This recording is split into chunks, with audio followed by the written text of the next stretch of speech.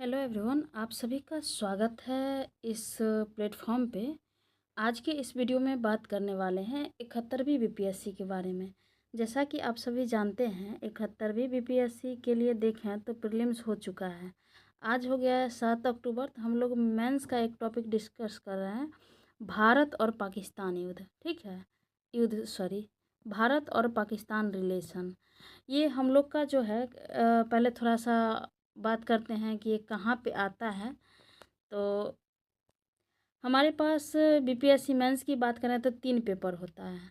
Mains में कितना paper होता है? 3 पेपर। जीएस पेपर 1, 2 और 3। ठीक है, जीएस पेपर 1, 2 और 3। तो 1 में देखें तो 1 में ही जो होता है ना, एक सेक्शन होता है करंट अफेयर्स और अंतर्राष्ट्रीय संबंध, जो 114 मार्क्स का पूछा जाता है। ठीक है, ये जानते ही होंगे कि 114 मार्क्स का क्या होता है। आपका पहला सेक्शन जीएस पेपर 1 में 3 सेक्शन होता है। पहला से 300 नंबर का पेपर होता है, जिसमें पहला सेक्शन होता है 114 नंबर का, कला एवं संस्कृति और आधुनिक इतिहास। विशेष संदर्भ में बिहार को पढ़ना होता है। उसके बाद जो इसका सेकेंड पार्ट होता है, यानी कि खंड ख कहिए या सेक्शन बी कहिए, उसमें पढ़ना क्या होता है कि करंट अफेयर्स एवं अंतर्राष्ट्रीय संबंध। इसी में हम लोग करंट अफेयर्स के सेक्शन में ही हम अपने पड़ोसी देशों के साथ संबंध देखेंगे। उसके बाद विभिन्न प्रकार के संगठन देखेंगे। आप यदि प्रीवियस ईयर के क्वेश्चन को देखें तो 5 थीम पे अक्सर क्वेश्चन देखे जाते हैं। जैसे पहला थीम हो गया आपको भारत और पड़ोसी देश। उसके बाद अन्य देशों के साथ संबंध, जैसे कि भारत और यूएसए संबंध, भारत और ईरान संबंध, इजराइल फिलिस्तीन विवाद। उसके बाद प्रमुख विवाद हो रहा है तो वो विवाद पूछे जाते हैं। और इसके बाद बात करें तो तीसरा सेक्शन जो आता है वो होता है अंतर्राष्ट्रीय संगठन का। सार्क के बारे में, क्वाड के बारे में, G20 के बारे में। यदि G20 को देखें, पिछले 2 वर्षों में लगातार पूछा गया है। फिर देश स्तर पर कुछ बड़ा चीज़ हो रहा है, कुछ बदलाव आ रहे हैं। जैसे देखे होंगे पिछले बार कि अमेरिका द्वारा टैरिफ बार, यानी कि ये जो है टैक्स, ज़्यादा टैक्सेशन लगाया गया था, तो इसको लेकर के आया था। जो टैरिफ बार की संभावना है उसको लेकर के क्वेश्चन आया था। ठीक इसी प्रकार ही बढ़ें तो एक क्वेश्चन आप पॉलिटी के सेक्शन में भी देख सकते हैं कि हालिया समय में जो अपडेशन हो रहा है, यानी कि जो देख रहे हैं कि 1 नेशन 1 इलेक्शन, या फिर यूसीसी देख लें, कोई भी सुप्रीम कोर्ट का वर्डिक्ट है, यदि एससी मतलब जो शेड्यूल कास्ट है उसमें उप वर्गीकरण का बात चल रहा है, तो इस प्रकार के करंट अफेयर्स के टॉपिक आते रहे हैं। तो आज हम लोग इसमें बात करने वाले हैं। इसको हम सेक्शन वाइज देखेंगे धीरे धीरे।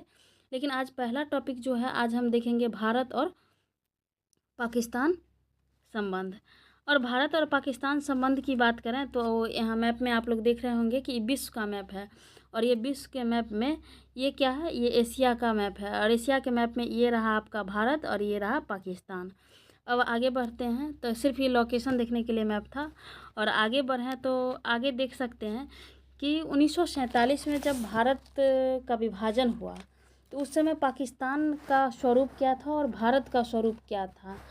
और हमेशा से ही देखते आ रहे हैं हम लोग कि जब से विभाजन हुआ है, पहले तो भारत और पाकिस्तान साथ ही था और हम लोग मतलब कि ये एक अखंड भारत का स्वरूप था। लेकिन जैसे ही आप देखेंगे कि ये ब्रिटिश का आगमन होता है, ब्रिटिश के आगमन के बाद ही 1906-7 के दशक में आएंगे। तो 1906-7 का जो दशक था, 1900 के दशक में, तो आप देखेंगे कि एक बहुत बड़ा मतलब कि संगठन उभर करके आता है, जिसके द्वारा आप देखेंगे कि पाकिस्तान की मांग की जाती है, या फिर मुस्लिम समुदाय के लिए एक अलग राष्ट्र की भावना जो है वहीं से निकल कर आता है। वह कौन सा था? तो मुस्लिम लीग। वह संगठन क्या था? मुस्लिम लीग, जिसकी स्थापना 1906 में ढाका में हुआ था। तो अभी जो वर्तमान में पाकिस्तान देखे तो वो पाकिस्तान ऐसा नहीं है कि जो देखे वो पाकिस्तान है। हम लोग देखे वो अभी वर्तमान स्वरूप है। लेकिन इस स्वरूप को परिवर्तन होने में बहुत सारे युद्धों का योगदान है। जैसे देखे होंगे कि पूर्वी पाकिस्तान और पश्चिम पाकिस्तान। तो पश्चिम पाकिस्तान जो है अभी पाकिस्तान है, और पूर्वी पाकिस्तान जो है वो 1971 में बांग्लादेश बन चुका है। तो ये दोनों अलग अलग क्षेत्र में अवस्थित थे। जैसे इस मैप में इस मैप में देख सकते हैं। इस मैप में देखें तो यहाँ पे देखेंगे कि ये आपका पश्चिमी पाकिस्तान है, और ये आपका भारत हो गया। ये आपका क्या है? पूर्वी पाकिस्तान है। यहीं पे पूर्वी पाकिस्तान जो अभी वर्तमान में बांग्लादेश है, इसी की राजधानी ढाका है। यहीं पे 1906 में क्या हुआ था, तो 1906 में मुस्लिम लीग की स्थापना हुई थी।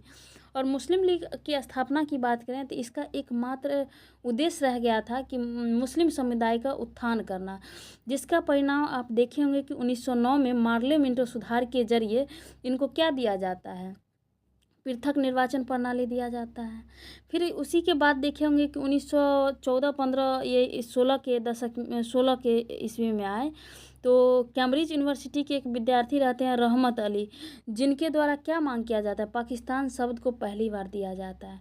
तो यही पाकिस्तान पर जो मतलब पूर्ण रूप से समर्थन मिला, वो मिला था मोहम्मद अली जिन्ना।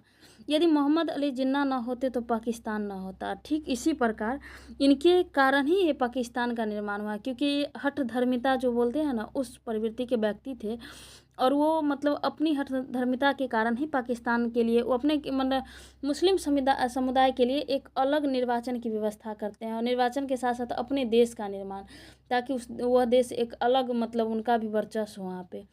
अब बात करें कि जब से मतलब 1947 में देखें तो भारत आज़ाद हुआ है 15 अगस्त 1947 को। उसी से एक दिन पहले 14 अगस्त 1947 को पाकिस्तान देश बना था।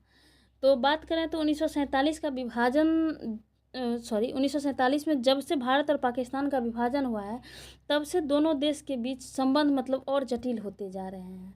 इसके पीछे कई कारण हैं, और शुरू से ही जब से विभाजन हुआ है तब से इसके बीच एक महत्वपूर्ण विवाद का कारण रहा है, तो वो कश्मीर विवाद का कारण रहा है। कश्मीर विवाद की बात करें तो ये आपका कश्मीर है, ये आपका कश्मीर है। और कश्मीर का जो है ना, कश्मीर यूटी, अभी देखे होंगे कि ये यूटी जो है दो पार्ट में बट चुका है। पहले कश्मीर राज्य था, अभी केंद्र शासित प्रदेश हो चुका है। एक लद्दाख केंद्र शासित प्रदेश, एक जम्मू कश्मीर का केंद्र शासित प्रदेश था। पहले जैसे पीटी के लिए पढ़े होंगे तो देखे होंगे कि जम्मू कश्मीर में 2 ज़िले हैं, लेकिन वही आप देखेंगे तो लद्दाख में अभी 5 ज़िले नए बने थे, और 2 ज़िले पहले से थे, लेह और कारगिल। वही कारगिल, ये जो कारगिल है, इसी कारगिल का बाढ़ देखेंगे आप समय आने पे, आगे देखेंगे 1999 में इसी कारगिल का युद्ध होगा। तो यहाँ पे यदि इसको देखें तो पाकिस्तान में जो ये जो देख रहे हैं ना, यही है लाइन ऑफ कंट्रोल। इससे इधर जो है ना POK, जिसको पाक ऑक्युपाइड कश्मीर कहते हैं, यदि हिंदी की बात करें तो पाकिस्तान अधिकृत कश्मीर, जो पाकिस्तान के कब्जे में आता है। लेकिन ये जो अक्साई चीन है, ये चीन के कब्जे में आता है, और इधर से जो बॉर्डर साझा होता है उसको लाइन ऑफ एक्चुअल कंट्रोल कहते हैं। और यहाँ पे बात करें तो ये जो क्षेत्र है ना, ये क्षेत्र पाकिस्तान के द्वारा ही कब्जा किया गया था, लेकिन ये क्षेत्र 1963 में किसको दे दिया गया, चीन को दे दिया गया। लेकिन अब हम लोग बात करते हैं कि भारत और पाकिस्तान का संबंध जो है अभी बहुत बिगड़ा हुआ है। तो क्या शुरू से ही इतना बिगड़ा हुआ था, या इसके पीछे क्या कारण है?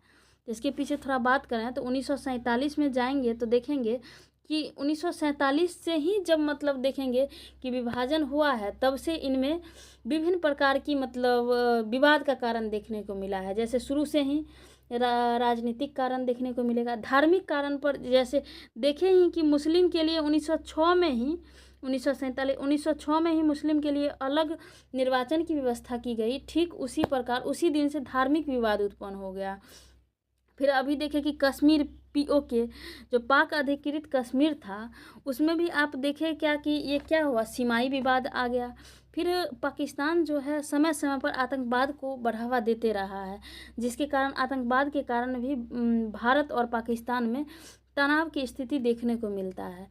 लेकिन कालांतर में यह स्थिति तनावपूर्ण तब हो गई जब अनुच्छेद 370 को यहाँ से जम्मू कश्मीर से हटा दिया गया। तब यह विवाद का एक प्रमुख कारण बना और तनाव की स्थिति और बढ़ गई। तो ये सब संबंध को देखेंगे कि विवाद का कारण क्या था, कैसे कैसे विवाद बढ़ा है आगे। अभी वर्तमान में आप लोग जानते ही हैं कि 2025 में पहलगांव अटैक हुआ है, तो उसके विरुद्ध ऑपरेशन सिंदूर क्या था। फिर देखेंगे कि ऑपरेशन सिंदूर के पहले ही देखेंगे कि भारत के द्वारा क्या प्रयास किए गए हैं, यानी कि सुधारात्मक प्रयास क्या किए गए हैं। अभी विश्व स्तर पर भारत को क्या माना जा रहा है, और पाकिस्तान के समर्थनकर्ता कौन देश हैं, भारत के समर्थनकर्ता कौन है विश्व स्तर पे। फिर देखेंगे कि भारत और पाकिस्तान के बीच संबंध को सुधारने के लिए क्या मतलब निर्णय लिए जाने चाहिए, आगे की राह क्या है, और ओवरऑल देखेंगे कि निष्कर्ष क्या है। यदि इस वीडियो को थोड़ा धैर्य के साथ पूरा वीडियो देखते हैं तो आप यकीन मानिए कि इस वीडियो के बाद आपको कोई भी वीडियो बीपीएससी मेंस के लिए भारत और पाकिस्तान संबंध के लिए नहीं देखना पड़ेगा। और यहाँ से यहाँ भले ही लिखा हुआ नहीं है, लेकिन देखिए वहाँ एग्ज़ाम में जाके आपको खुद लिखना है अपने दिमाग से, तो एक समझ विकसित हो जाएगी यहाँ से। तो चलिए देखते हैं 1947 में। तो 1947 में बात करें तो कश्मीर विवाद सबसे पहले उत्पन्न हुआ। कश्मीर विवाद उत्पन्न हुआ कैसे? तो कश्मीर के उस समय, कश्मीर जो था उस समय वहाँ की जनता जो थी अक्सर मुस्लिम थी, लेकिन वहाँ के राजा थे, जो नवाब थे, वो हरि सिंह थे, महाराजा हरि सिंह। तो महाराजा हरि सिंह जो थे भारत में विलय के लिए इसमें समर्थन देते हैं, लेकिन पाकिस्तान इसका विरोध करता है कि कश्मीर भारत में नहीं मिलेगा, इसका विरोध करता है। तो 1949 में यह 1949 में नहीं, सॉरी 1948 में ही ये जो कश्मीर विवाद है यह ले लेता है युद्ध का मतलब स्वरूप ले लेता है। जब युद्ध होता है तो इसको युद्ध 1 के नाम से जाना जाता है। इसी युद्ध के समय में जो बनती है ना, ये एक रेखा बनती है, जो अभी रेखा ऊपर देखे थे, ये रेखा जो देखे थे, यही रेखा बनती है जिसको क्या कहते हैं, युद्ध विराम रेखा। लेकिन बाद में इसका नाम क्या कर दिया जाता है, LOC, लाइन ऑफ कंट्रोल। और 1948 में फिर जैसे ही इसका LOC नाम पड़ता है, उसके बाद ये विवाद, जैसे जो कश्मीर विवाद है, ये कश्मीर विवाद चला जाता है कहाँ, UNO में जाता है 1949 में।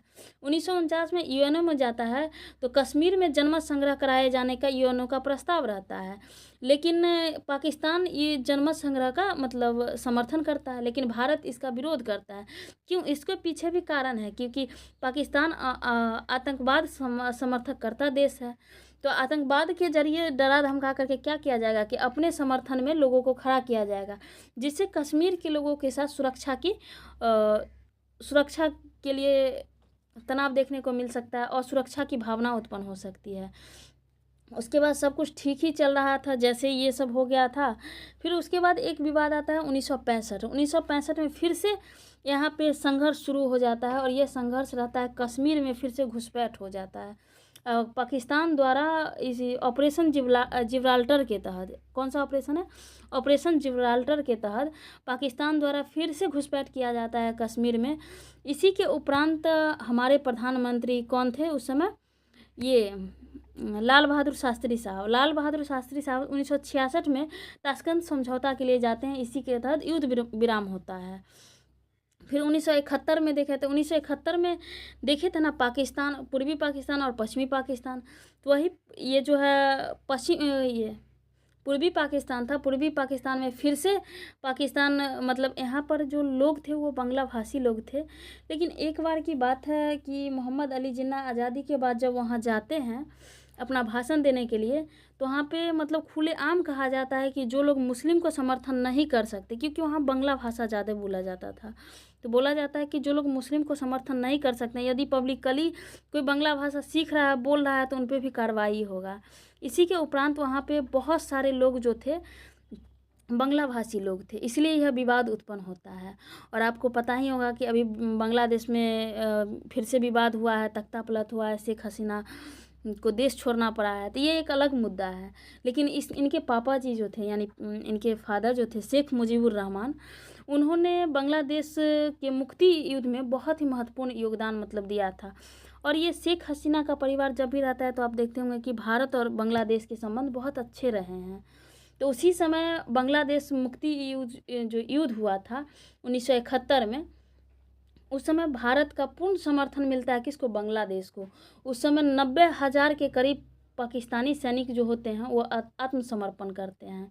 उसके बाद देखिए ये पाकिस्तान है, यहाँ आतंकवाद है, तो आतंकवाद रुकेगा नहीं। तो 1999 का दशक आता है। 1999 में आप देखे होंगे कि कारगिल युद्ध में भी पाकिस्तानी क्या करते हैं कि ये जो कारगिल आप क्षेत्र देख रहे हैं, ये कारगिल क्षेत्र देख रहे हैं ना, जो भारत के क्षेत्र में आता है, भारत के द्वारा जो अधिकृत कश्मीर है, जिसको भारत मतलब हम लोग जम्मू कश्मीर कहते हैं, उसी का एक क्षेत्र है कारगिल, जो लेह का अभी वर्तमान ज़िला है वर्तमान में, पहले तो ये जम्मू कश्मीर का ही ज़िला था। अभी लद्दाख का सॉरी लेह का नहीं, लद्दाख की राजधानी लेह है और लद्दाख का एक ज़िला है कारगिल। इसी कारगिल में फिर से पाकिस्तानी घुसपैठ होता है और भारत के द्वारा जवाब दिया जाता है। फिर आप देखते हैं कि कारगिल विजय यानी कि कारगिल को हम लोग फिर से फतेह करते हैं और ये एक प्रकार की बड़ी मतलब कि जीत रहती है हमारे लिए और फिर से इस कारगिल क्षेत्र पर भारत का कब्जा होता है। उसके बाद आगे बात करें तो आगे बात करते हैं कि इसमें विवाद क्या क्या है। तो आप ये सब देख ही चुके हैं कि क्या मैप देख ही लिए हैं। और फिर विवाद का कारण देखें तो पहले ही देखें कि पहला कारण है विवाद का कश्मीर। कश्मीर जो है पाकिस्तान के लिए एक अधूरा एजेंडा के बराबर है, लेकिन भारत कश्मीर को मानता है कि भारत के लिए कश्मीर जो है एक अभिन्न अंग है। और कश्मीर में आतंकवाद के मुद्दे जब से देखने को मिलते हैं तब से ही मतलब पाकिस्तान की वजह से ही देखने को मिलते। 1989 का दशक याद करें, तब से पाकिस्तान जो है आतंकवाद को बहुत ही बड़े स्तर में कश्मीर में बढ़ावा दे रहा है। इसके बाद तो दूसरा मामला तब देखने को मिलता है जब सीमा पार आतंकवाद देखने को मिलता है। ये आतंकवाद कश्मीर तक सीमित न रह के, पाकिस्तान तक सीमित न रह के ये भारत में आके हमला करने लगे। जब वो 26/11 मुंबई हमला याद होगा, 2008 में पाकिस्तानी संगठन लश्कर ए तैयबा इसी में शामिल था।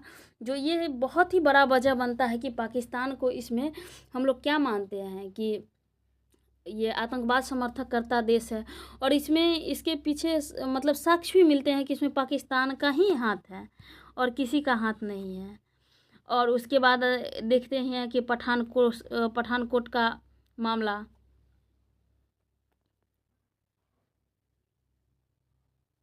पठानकोट की बात करें तो देखते हैं पठानकोट हमला हुआ। उसके बाद 2019 में पुलवामा अटैक हुआ।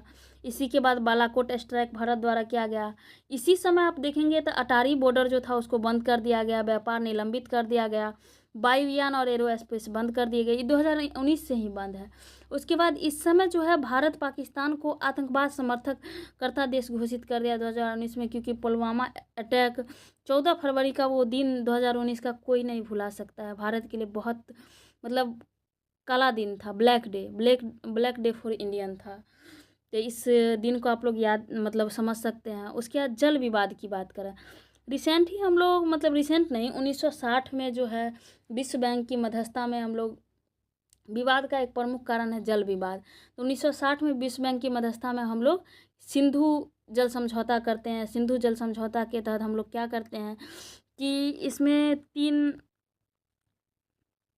यहाँ पे आप देख सकते हैं कि ये सिंधु नदी की 3 नदियाँ हैं, इंडस, झेलम और चेनाब। ये जो हरे कलर की नदी है, ये जो हरा कलर है, ये हरा कलर जो है ना ये पाकिस्तान के हिस्से जाता है। 80 और 20 का रेशियो है, यानी कि 80% पानी जो है पाकिस्तान को जाएगा, 20% पानी भारत को आएगा। नीचे देखते हैं कि सतलज, ब्यास और रावी, इसका सेम उल्टा है। 80% पानी भारत रखता है, 20% पानी पाकिस्तान को जाता है। यही है सिंधु जल समझौता जो 1960 में हुआ था। इसके मध्यस्थता कौन किए थे? तो विश्व बैंक के द्वारा मध्यस्थता किया गया था। लेकिन अभी हम लोग देखें तो वर्तमान समय में 22 अप्रैल 2025 को पहलगांव हमला हुआ है। इसी के बाद इस संधि को हम लोगों ने क्या कर दिया है? निलंबित कर दिया है। राजनीति में बात करें तो विवाद के प्रमुख कारण में एक राजनीतिक कारण भी बनता है। जैसे कि हम लोग देखें कि इतना मतलब संबंध बिगड़ चुके हैं कि हम लोग पाकिस्तान के साथ सीमित व्यापार कर रहे हैं। क्रिकेट भी हम लोग सीमित ही आयोजन कर रहे हैं, वहाँ आयोजन होता है तो हम लोग खेलने में भी कतराते हैं। फिल्म भी बहुत मतलब कि फिल्म जैसे गतिविधियों पर भी इसका असर पड़ा है। सांस्कृतिक आदान प्रदान बंद हो गया है। उसके बाद बात करें तो उसके बाद विवाद के प्रमुख कारण देखेंगे तो हम लोग देख ही चुके हैं कि आतंकवाद, सीमा पार आतंकवाद को बढ़ावा देना, जल विवाद, व्यापार, राजनीतिक, ये सब पे बहुत प्रभाव पड़ा है। जिससे हम लोग देखते हैं तो अटारी बॉर्डर बंद, ये सब सारा कुछ आप समझ चुके होंगे कैसे। अब हम लोग हुआ क्या है कि अब थोड़ा सा और देखते हैं तो अभी देखिए 2014 के बाद पाकिस्तान के साथ एक अलग चीज़ है जिसको हम लोग बाद में देखेंगे, क्योंकि इसको यहाँ पे आप बाद में नहीं इसी वीडियो में देखेंगे। एक चीज़ कर सकते हैं कि यहाँ पे यदि कभी क्वेश्चन आ गया 2014 से जोड़ के ऑपरेशन सिंदूर को जोड़ सकते हैं, और बहुत ज़्यादा चांस है कि ऑपरेशन सिंदूर पूछ लिया जाए, शॉर्ट नोट्स पूछ लिया जाए, क्योंकि हम लोग को तो एक शॉर्ट नोट्स भी पूछा जाता है ना, 5 क्वेश्चन शॉर्ट नोट्स के रहते हैं। तो यहाँ पे हम लोग देखें तो सुधार के प्रयास देखें तो सुधार के प्रयास में आप उससे पहले देखते हैं कि अनुच्छेद 370 में बताए थे कि विवाद का कारण है, तो विवाद तब बढ़ गया है जब अनुच्छेद 370 हटाया। तो अनुच्छेद 370 था क्या? तो ये एक प्रकार का मानिए कि देश के अंदर देश था। ऐसा कहें ना कि भले ही जम्मू कश्मीर एक राज्य था, लेकिन उसको देश का दर्जा प्राप्त था। वो उसके पास अपना खुद का क्या था? झंडा था, खुद का राष्ट्रगान था, जम्मू कश्मीर विधानसभा के लिए विशेषाधिकार था, अस्थायी नागरिक और कर्तव्यों को परिभाषित करता था। मई 1954 में विशेष परिस्थिति में ये राष्ट्रपति के आदेश से जोड़ा गया था 370 और 35 से जम्मू कश्मीर को विशेष राज्य का दर्जा प्राप्त था। और यहाँ पे मतलब क्या होता था कि गैर कश्मीरी नागरिक से शादी करने पर महिला अस्थायी अधिकार खो देती थी। अब हुआ क्या कि जब 70 साल बाद ये हट गया, जम्मू कश्मीर से 370 धारा हटा, तो क्या परिवर्तन हुआ? तो देखिए, संविधान पहले जम्मू कश्मीर के लिए अलग था, लेकिन अब वही संविधान लागू होगा जो पूरे भारत में लागू होता है। आरटीआई जैसे कानून होंगे। पहले क्या था कि जम्मू कश्मीर में कोई भी विवाद चल रहा है, कुछ भी हो, आप आरटीआई नहीं लगा सकते हैं। आरटीआई है क्या? तो 2005 का कानून है, राइट ऑफ इंफॉर्मेशन, यानी कि किसी भी सूचना पाने का अधिकार किसी आम व्यक्ति का क्या है? एक प्रकार का कानूनी अधिकार है। वो अधिकार से हम लोग वंचित थे, लेकिन अब क्या हो गया कि ये अधिकार हम लोग को मिल चुका है। उसके बाद झंडा की बात करें तो यहाँ जम्मू कश्मीर का अलग झंडा था और हमारा झंडा तिरंगा है। जानते हैं कि 3 रंग का हमारा झंडा है, लेकिन जम्मू कश्मीर के लिए अलग झंडा था। संवैधानिक स्थिति तो इसको बात करें तो ये पूर्ण राज्य था, लेकिन अभी केंद्र शासित प्रदेश बन गया है, यानी कि भारत के अंदर आ चुका है। अनुच्छेद 1 को याद करें तो अनुच्छेद 1 में लिखा गया है कि भारत क्या है? राज्यों का संघ है। राज्य और केंद्र शासित प्रदेश का संघ कौन है? भारत है। विधानसभा का कार्यकाल यहाँ पे 6 साल होता था। वर्तमान में भारत के सभी राज्य और यूटी में विधानसभा का कार्यकाल कितने साल का होता है? 5 साल का। तब ये भी बदलाव हो जाएगा।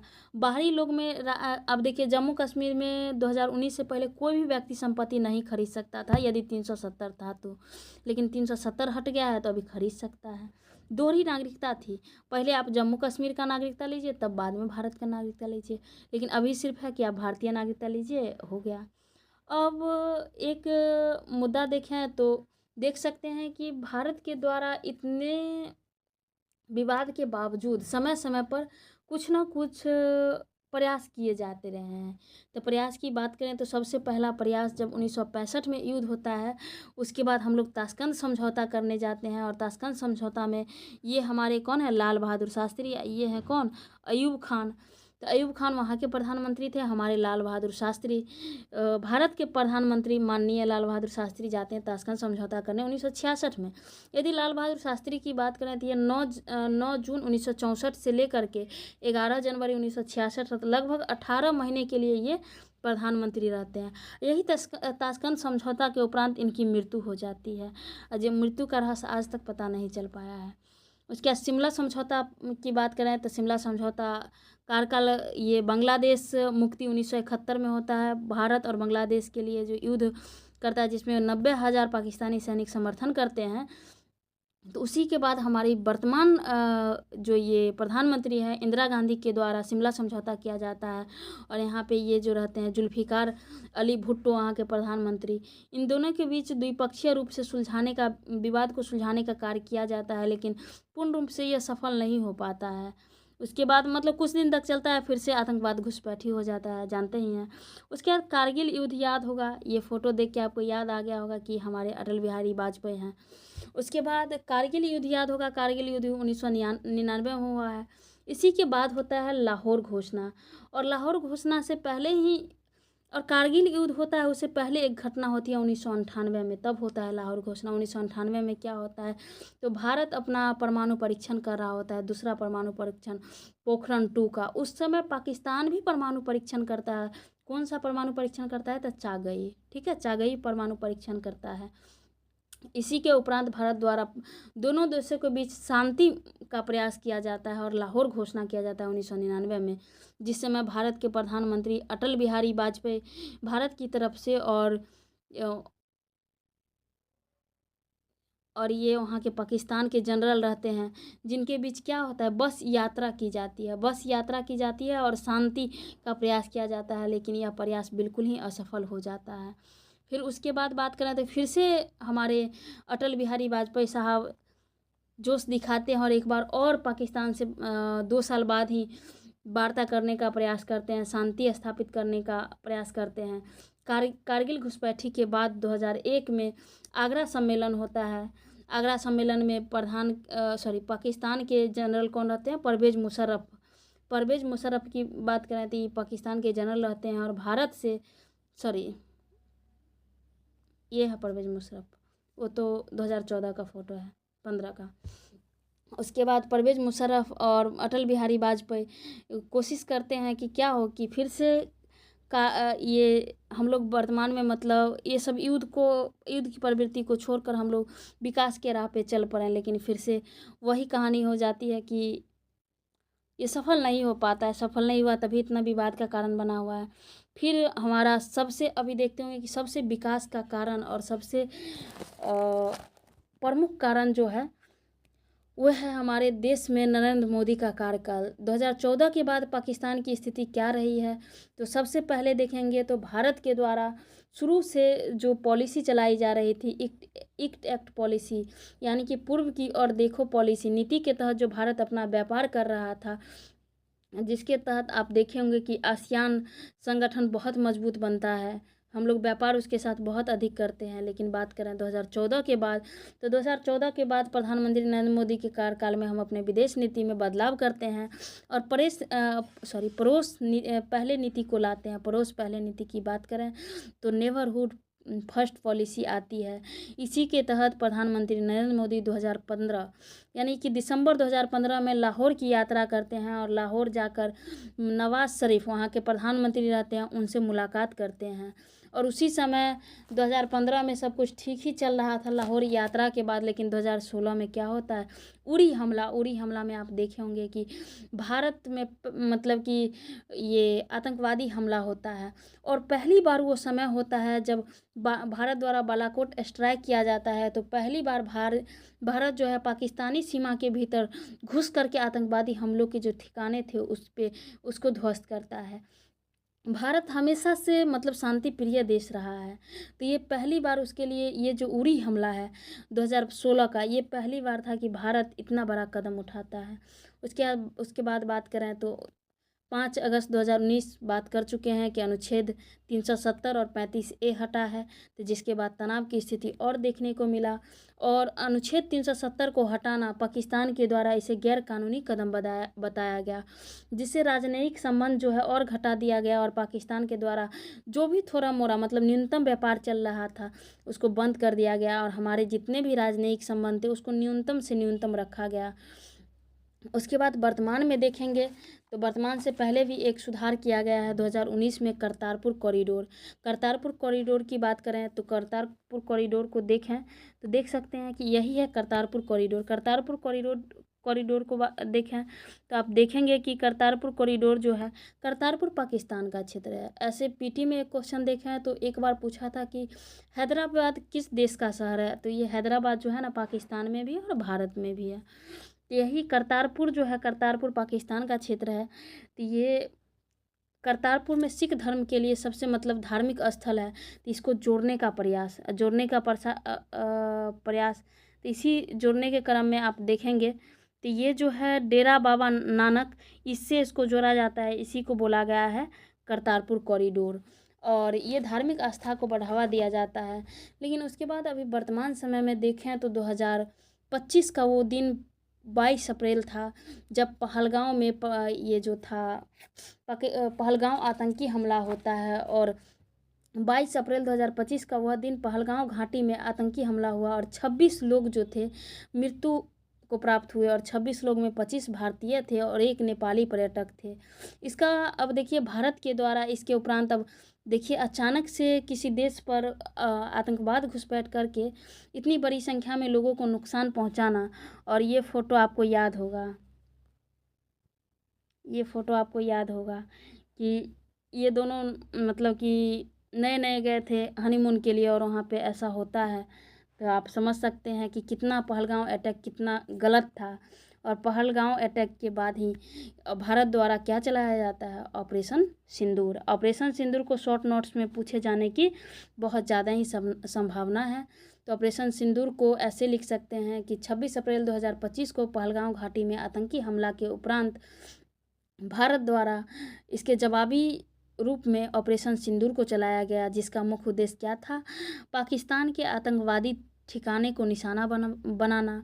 और कार्रवाई किया गया पाकिस्तान और पाकिस्तान जो पाक अधिकृत कश्मीर था और पाकिस्तान के अंदर जितने भी आतंकी शिविर था, आतंकवादियों का शिविर था, उस पर मिसाइल हमला किया गया।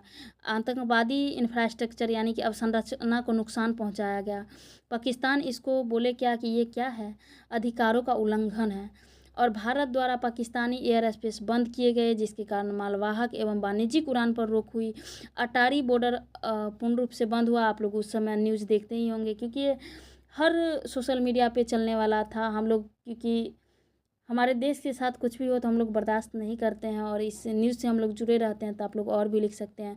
तो हम लोग सिंधु जल समझौता को क्या किए थे, निलंबित कर दिए, विभिन्न प्रकार के संबंध तोड़ दिए। हम लोग ने क्रिकेट का भी बाइकआउट किया था। अभी हम लोग क्या हुआ है कि ये आईसीसी जीते हैं, लेकिन क्रिकेट के बारे में मुझे ज़्यादा नहीं पता है, लेकिन ट्रॉफी लेने से मना कर दिए हैं। उसके बाद अभी भारत जो इसके लिए किया है, तो भारत इसे ऑपरेशन सिंदूर को इसके जब भी बताया गया कि पाकिस्तान बोला ये हमारे अधिकारों का उल्लंघन है, तो भारत के द्वारा इसे non military pre active strike कहा गया। मतलब कि हम लोग सेना के द्वारा नहीं किए, हम लोग प्री एक्टिव स्ट्राइक कर रहे हैं। मतलब हम लोग इसको पॉजिटिव वे में लेके दर्शाए हैं। तो अब 2025 में आ चुके हैं, पहलगांव आतंकी हमला देख चुके हैं, ऑपरेशन सिंदूर देख चुके हैं। अब हम लोग देखते हैं कि विश्व स्तर पर क्या हो रहा है। तो विश्व स्तर पर भारत को समर्थन प्राप्त है। किस किस देश का, तो यूएसए, फ्रांस, रूस जैसे देशों का मतलब कि समर्थन प्राप्त है। क्यों? क्योंकि ये सब देश आतंकवाद के खिलाफ है। लेकिन पाकिस्तान के भी समर्थन करता कुछ देश है। जैसे बात करें तो चीन और कुछ इस्लामिक देश है जो पाकिस्तान को समर्थन करते हैं, क्योंकि वो लोग आतंकवाद गतिविधियों को प्रमोट करते हैं। वैश्विक संस्था को बात करें, वैश्विक संस्था FATF जो है, उसके बाद UNO, इस सब पर पाकिस्तान की स्थिति कमज़ोर हुई है और भारत की स्थिति मजबूत हुई है। अब हमारा आगे की राह क्या होना चाहिए? क्या हम दोनों मतलब भारत और पाकिस्तान को क्या सुधार करना चाहिए? क्या हम लोग हमेशा लड़ते रहेंगे? क्योंकि अशांति तो इसका सॉल्यूशन नहीं है, शांति सॉल्यूशन है। तो आगे की राह होना चाहिए कि आर्थिक सहयोग हम लोग करें, द्विपक्षीय बैठ कर के द्विपक्षीय संवाद करें। पाकिस्तान को आतंकवाद पर सख्ती बरतना होगा, जनसंपर्क और सांस्कृतिक रिश्ते बढ़ाने होंगे और विभिन्न प्रकार के हम लोग फिर से व्यापार को शुरू कर पाएंगे। आतंकवाद जब तक पाकिस्तान आतंकवाद को ख़त्म नहीं करेगा, तब तक भारत और पाकिस्तान का संबंध में सुधार नहीं देखने को मिलेगा। इसके लिए पाकिस्तान को चाहिए कि वो अपने आतंकवादी गतिविधियों एवं संगठनों को पूर्णतः ख़त्म करे और भारत का साथ दे, जिससे पाकिस्तान भी एक विकास की राह पे चल पड़ेगा। उसके बाद हम लोग थोड़ा निष्कर्ष देखते हैं, क्योंकि BPSC मेंस का आंसर राइटिंग कर रहे हैं तो निष्कर्ष भी लिखना पड़ेगा। निष्कर्ष की बात करें तो भारत और पाकिस्तान शुरू से ही विभाजन का दंश झेल रहा है और जब से विभाजन हुआ है तब से कश्मीर विवाद, आतंकवाद इस दोनों देश के विकास को कहीं ना कहीं पीछे धकेलते रहे हैं। तब भारत और पाकिस्तान को चाहिए कि आतंकवाद को त्याग कर विकास, सहयोग और मानवता की राह पर चलें। यही एक अस्थायी समाधान होगा भारत के लिए। और भारत और पाकिस्तान का मतलब संबंध को देखें तो 7 दशक से अधिक हो चुका है, फिर भी संघर्ष और संवाद के बीच मतलब ये दोनों कहीं ना कहीं मतभेद दोनों के बीच नज़र आते रही है। लेकिन फिर भी अभी बात करें तो हम लोगों के बीच एक चीज़ देख सकते हैं कि शांति की संभावना दिख रही है और शांति की संभावना यही है कि आतंकवाद को ख़त्म करे पाकिस्तान और भारत के बीच, भारत के साथ विकास, सहयोग और मानवता की राह पे चल सकता है। इसी आप लोग उम्मीद करते हैं कि भारत और पाकिस्तान का संबंध बहुत अच्छे से समझ चुके होंगे। भले ही इस वीडियो में कंटेंट नहीं लिखा हुआ है, लेकिन आपको इस टॉपिक को समझने के लिए जो चाहिए वो आपको मिल गया होगा। आप एक तरह से कहानी समझ चुके होंगे। अब इस कहानी को आप सिर्फ फैक्ट के आधार पर, जो भी फैक्ट भी है इसमें बोला गया है, अब उस फैक्ट के आधार पर इस सारे क्वेश्चन को लिख सकते हैं। आज के लिए इतना ही। कल किसी और नए टॉपिक के साथ जुड़ेंगे। धन्यवाद। आप सभी हंसते रहिए, मुस्कुराते रहिए और अच्छे से तैयारी करिए और पढ़ते रहिए। और वीडियो अच्छा लगता है तो चैनल को सब्सक्राइब करिए, अपने दोस्तों के साथ शेयर करिए। और आज के लिए इतना ही।